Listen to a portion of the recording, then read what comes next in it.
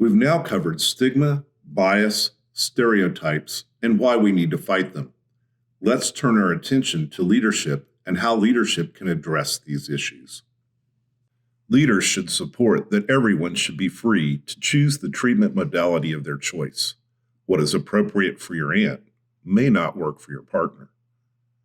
That privacy for mental health and substance use disorders is paramount for allowing and encouraging treatment to occur. A safe space must be created and maintained. That those who are dealing with substance use or mental health disorders don't want to be treated specially, but seek to remain a normal part of the system.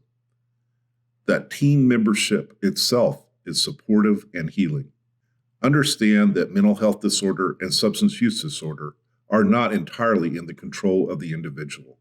That these diseases are caused by biological changes in the brain that the person who is dealing with that disease must learn how to live with, just as someone with diabetes must learn to use diet, exercise, and drugs to control their blood sugar. This is a lifetime process, and different stresses can modify the outcomes, but each person deserves the right to work through these challenges.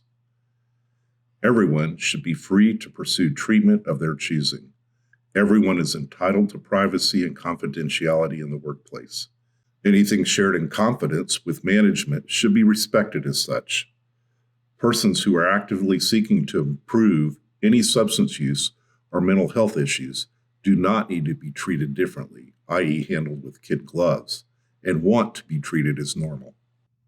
Leadership is needed to help our professions, that is, first-line responders and healthcare providers, to deal with a crisis in death by suicide, anxiety, PTSD, and other mental health disorders, as well as the substance use disorders that have increased in response to the pandemic. Leadership is about one person getting other people to do something. Great leaders inspire teams, boost productivity, and help their organizations achieve their goals. 8 styles of leadership are typically studied, so look for the style of the person you report to and for your own style when you've been in a leadership role. First, transactional leadership emphasizes organization, supervision, and group performance. Also, that because you have a job, you agree to obey leadership. Innovative leadership seeks to succeed in unpredictable circumstances and fosters innovative input and collaboration to achieve the outcomes of the team. Charismatic leaders use their ability to motivate and inspire trust to persuade others to act.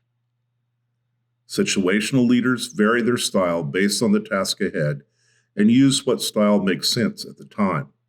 Transformational leaders empower team members to help create changes that positively transform the organization and seek ways to share leadership, which anyone may display. These leaders motivate and inspire others to better the organization or team and build loyalty by creating a shared vision and confidence in team members. Authentic leaders use influence and motivation to achieve outcomes by way of their sincerity and moral perspective. Servant leadership prioritizes the follower's needs and interests, placing the needs of others over self, as well as the needs of the community. Leader-member exchange leaders deploy relationships with followers that impact outcomes and recognizes that followers can be either individuals or members of a group who need support. It has been shown by some studies that transformational leadership is the most effective style for use in healthcare.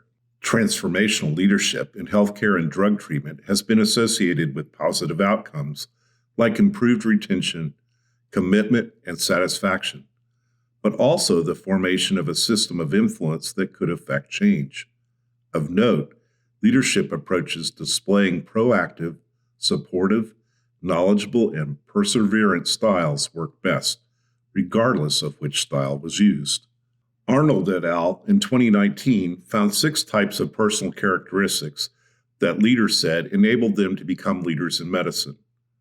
Being open to new ideas, astute risk-taking, motivation, involvement, commitment, passion, caring about people, service to others, self-awareness, as well as capability. Competence, intelligence, and preparedness are personal characteristics that leaders self-reported help them with their leadership of others. The Joint Commission, the standards and evaluation organization that many, though not all hospitals use to evaluate their quality, safety, and process improvement efforts, suggests that leaders are the key element in changing culture and eliminating intimidating, read that as stigmatizing behavior. This is accomplished through communication, modeling the behavior, and implementing and reinforcing policies that encourage and reward the behavior through the organization or team. Next, we'll look at honing these methods of effective leadership to focus on mental health and substance use disorders. Huston, in 2018, writes, organizational leaders are the most powerful force in changing an organization's culture and in eliminating intimidating behavior.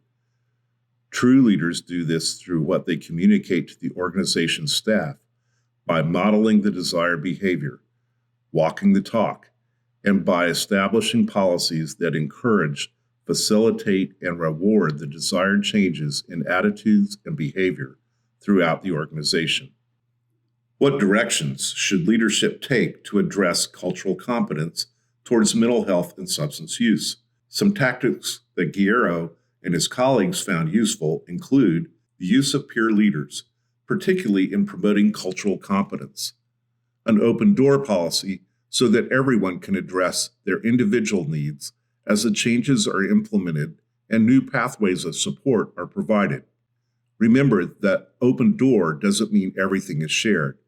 Privacy for the individual is still paramount. Sharing is allowed by the individual, but does not allow backdoor communication or gossip.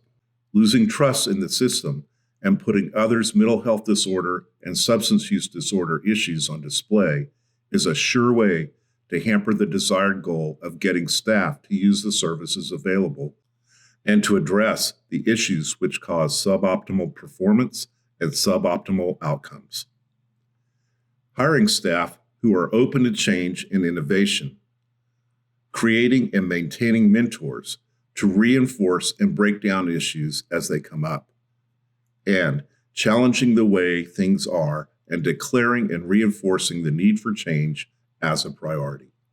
How you speak matters. This undoes the old adage, sticks and stones may break my bones, but words will never hurt me, because we now know that words you use might convey stigma, prejudice, or bias. One way to avoid this is to use person-first language. The subject is a person and they have a disorder. So a person died by suicide rather than they committed suicide. A person with substance use disorder rather than a, quote, junkie, unquote. Remember that self-stigma is an issue too. Consider talking about yourself with person-first language to remind yourself that you are not your disease, nor is anyone else. Simple strategies like this can help the 90% of folks who don't seek help for their substance use to get into treatment.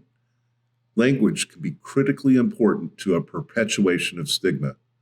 Research has shown that calling someone, quote, a person with a substance use disorder rather than a substance abuser or addict can evoke more positive attitudes about this group of people. For example, more likely to benefit from treatment. Language is important because of the 23 million Americans who meet criteria for a substance use disorder each year, only 10% access treatment, and stigma is a major barrier to seeking help.